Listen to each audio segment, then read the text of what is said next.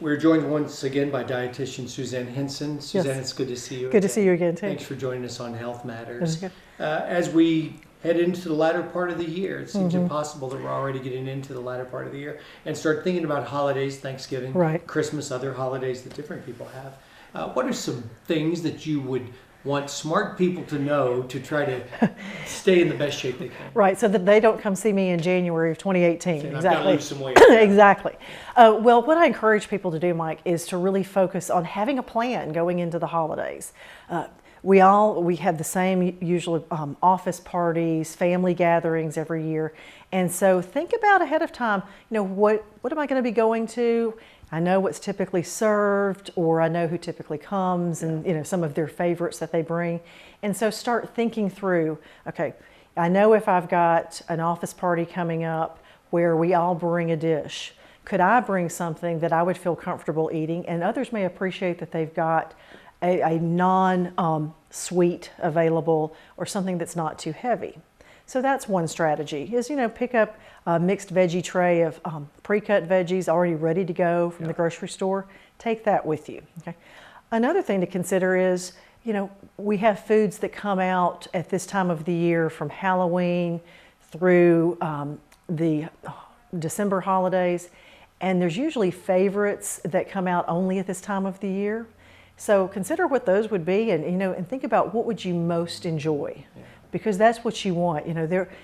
There should always be things that we enjoy and can splurge on, but maybe I would rather have that dish that a family member only makes during the holidays, rather than the things that I could have, potato chips, dips that I could have year round.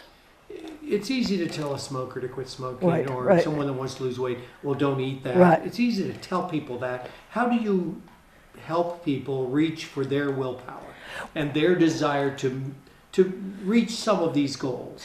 Well, what I try to focus on with the patients that I work with is, number one, no one wants to feel miserable or feel deprived, and I don't want you to feel that way either. Mm-hmm.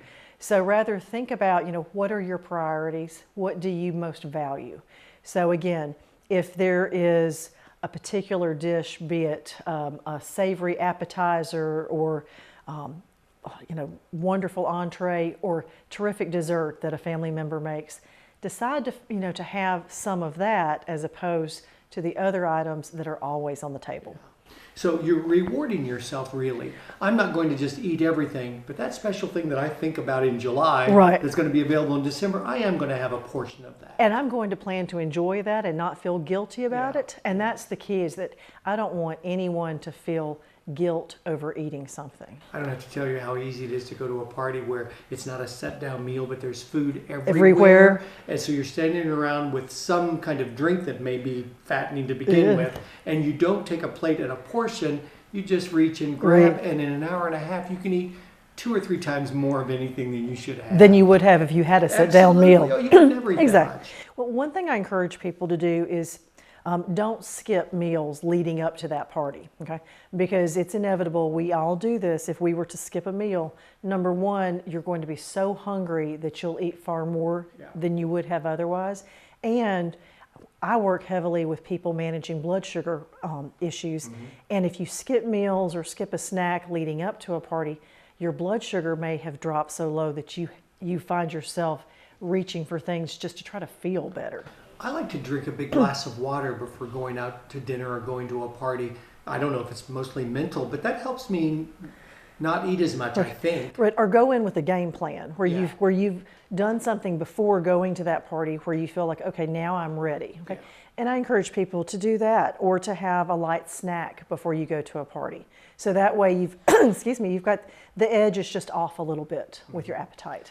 You know what I look forward to in December? I never drink eggnog anytime during the year. Yeah. But when I see it in the store in December, I think, oh, I want some eggnog. Right. It's so fattening.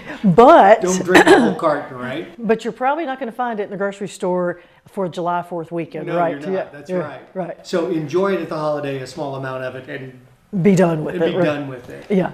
Yeah, and I think that's just a smart And strategy. this isn't just to keep your tummy a little bit flatter than it is today. This is for long living in a healthy way. Right. Exactly. There are no foods that are off limits, and I never want anybody to feel like there are good foods or bad foods. There are some better choices most of the time, and then there are foods that absolutely we can enjoy at the right time. And in the right, when you can most enjoy it. I mean, is something as good just kind of grazing one thing after another? Is that as good as choosing that one or two things that you absolutely love and sitting down with a family member that you haven't seen in a year and planning to enjoy it? That's pretty good. Yeah. Suzanne, thank you for joining us. Thank and you. good luck with helping people be as healthy as they can be. I know it's a busy practice and a challenging one. Well, it is a busy practice, but for me, what's most rewarding is I like to tell people, I want this to be the last thing you start. Okay. That's excellent. Okay. Thank you so much. Thank you so much.